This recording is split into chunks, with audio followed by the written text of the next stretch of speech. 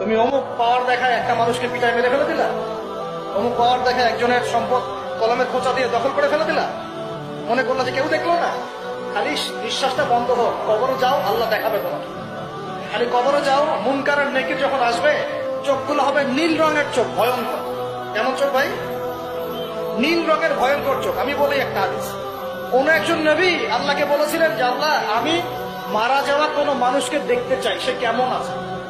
এটা শুনেন ভালো করে হাদিস, মারা যাওয়া কোনো মানুষকে আমি দেখতে চাই, সে কেমন আছে। আল্লাহ পাক সেই নবীর আরজি কবুল করলেন, বললেন আচ্ছা ঠিক আছে দেখাচ্ছি। কবরের সামনে গিয়ে দাঁড়ালেন। 1000 বা 2000 বছর আগের কোন ব্যক্তি যে মারা গেছে তাকে কবর থেকে চিন্তা করো, নবী দেখছেন এবং সে ভয় থরথর করে কাঁপছে, এখনো ভয় থরথর করে কাঁপছে। নবীজি আমাদের নবী নন, অন্য কোন নবী, সেই নবী বলছেন যে তুমি ভয় কাঁপছো কেন, তুমি কত